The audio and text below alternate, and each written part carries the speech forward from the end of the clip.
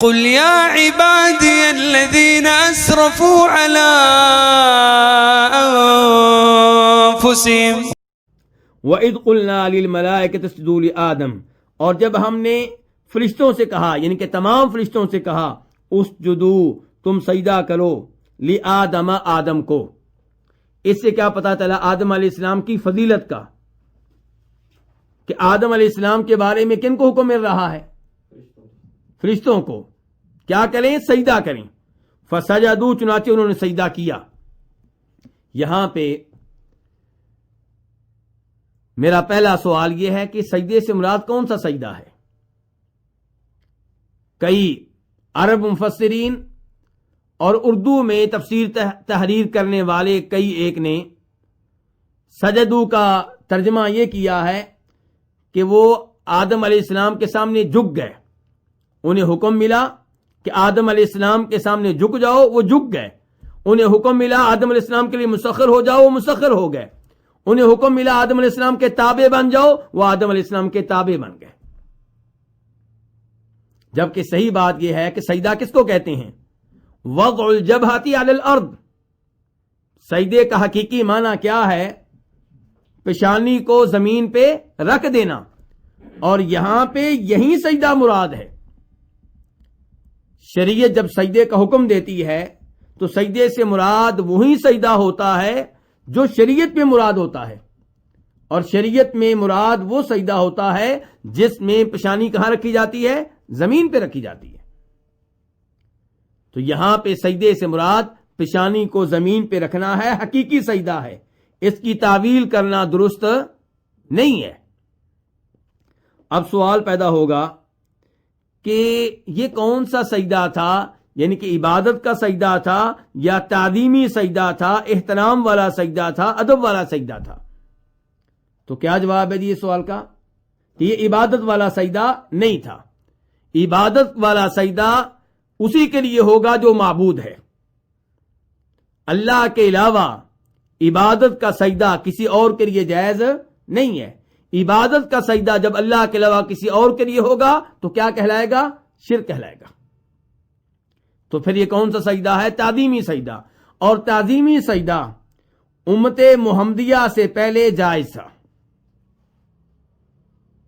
اس کی ایک مثال یہ آیت ہے کہ فرشتوں نے آدم علیہ السلام کو سجدہ کیا، اور اس کی دوسری مثال سورہ یوسف، وَرَفَعَ أَبَوَيْهِ عَلَى الْعَرْشِ وَخَرُّوا لَهُ سُجَّدًا، کہ جب یوسف علیہ السلام کے والدین ان کے پاس مصر میں پہنچے تو یوسف علیہ السلام نے ان کو عرش پہ بلند کیا، اپنے ساتھ عرش پہ بٹھایا۔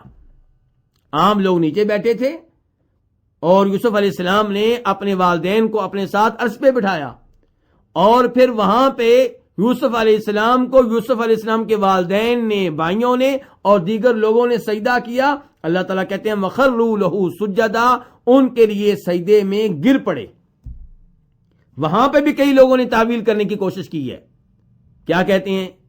جی یوسف علیہ السلام کی تابع داری کا اعلان کر دیا، ان کے سامنے جھک گئے، انہیں بڑا مان لیا، جبکہ اللہ تعالیٰ کہہ رہے ہیں وَخَرُّوا لَهُ سُجَّدًا، ان کے لیے سجدے میں گر پڑے۔ تو اس لیے وہاں پہ بھی جو سجدہ ہوا ہے کون سا سجدہ ہے؟ تعظیمی، اور یہاں پہ بھی جو سجدہ مذکور ہے وہ کون سا ہے؟ تعظیمی۔ اب سوال پیدا یہ ہوگا کہ کیا تعظیمی سجدہ آج بھی جائز ہے؟ کیا آج ہم اپنے کسی بڑے عالم دین کو، اپنے والد صاحب کو تعظیمی سجدہ کر سکتے ہیں؟ احترام کا سجدہ کر سکتے ہیں؟ ادب کا سجدہ کر سکتے ہیں؟ اس سوال کا جواب یہ ہے کہ پہلی امتوں میں تعظیمی سجدہ جائز تھا، ہماری امت میں تعظیمی سجدہ بھی حرام قرار پایا۔ کیوں؟ اس کی حکمتوں میں سے ایک حکمت یہ ہے کہ آپ آخری نبی ہیں، آپ کے بعد کوئی نبی نہیں آئے گا، اس لیے آپ کی باری آئی تو وہ راستے بند کر دیے گئے جو شرک کا ذریعہ اور سبب بن سکتے ہیں۔ امام ابن ماجہ رحمہ اللہ روایت کرتے ہیں عبداللہ بن ابی اوفا رضی اللہ تعالیٰ عنہ سے، وہ کہتے ہیں کہ جناب معاذ رضی اللہ تعالیٰ عنہ شام گئے۔ اس زمانے میں شام کن کا ملک تھا؟ کافروں کا ملک تھا۔ تو وہاں پہ دیکھا کہ وہاں کے پادری اور وہاں کے سردار ان کی بہت عزت کی جاتی ہے اور وہاں کے لوگ ان کو سجدہ کرتے ہیں۔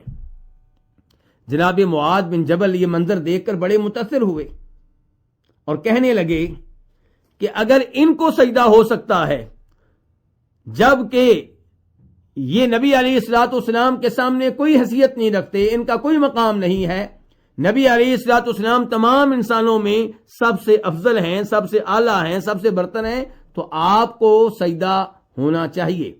معاذ بن جبل نے عہد کر لیا کہ جب میں آپ کے پاس جاؤں گا تو آپ کو کیا کروں گا؟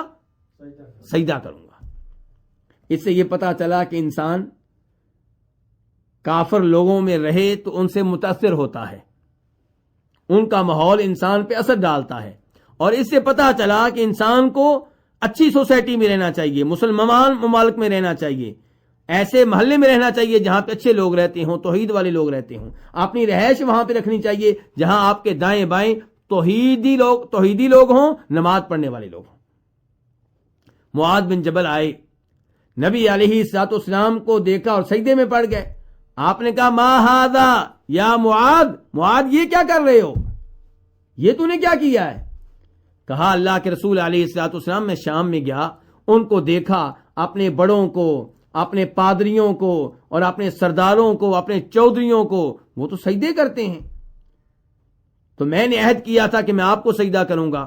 تو تب آپ نے ارشاد فرمایا تھا کہ اگر کسی انسان کے لیے دوسرے انسان کو سجدہ کرنا جائز ہوتا، کسی بشر کے لیے دوسرے بشر کو سجدہ کرنا جائز ہوتا، تو میں عورت کو حکم دیتا کہ وہ سجدہ کرے کس کو؟ اپنے خاوند کو۔ کیوں؟ کیونکہ خاوند کے عورت پہ حقوق بہت زیادہ ہیں۔ تو اس حدیث سے کیا پتا چلا کہ ہماری امت میں تعظیمی سجدہ جائز ہے کہ حرام ہے، ممنوع ہے؟ حرام ہے اور ممنوع ہے۔ اس لیے تعظیمی سجدہ کسی کو کرنا جائز نہیں ہے، اور جو سجدہ آدم علیہ السلام کو کیا گیا ہے وہ کون سا ہے؟ تعظیمی سجدہ ہے۔ اور آدم علیہ السلام کو سجدہ کس کے کہنے پہ کیا گیا؟ اللہ کے کہنے پہ۔ تو جب آدم علیہ السلام کو فرشتوں نے سجدہ کیا وہ تعظیمی سجدہ تھا، لیکن وہ سجدہ اللہ کی عبادت تھا، اللہ کا حکم مان لیا، وہ اللہ کی کیا ٹھہری؟ عبادت۔ اور آدم علیہ السلام کے لیے وہ سجدہ کیا ہوا؟ تعظیمی سجدہ۔ وَإِذْ قُلْنَا لِلْمَلَائِكَةِ اسْجُدُوا لِآدَمَ فَسَجَدُوا إِلَّا إِبْلِيسَ، تو ان سب نے سجدہ کیا مگر ابلیس نے، یعنی کہ ابلیس نے سجدہ نہیں کیا۔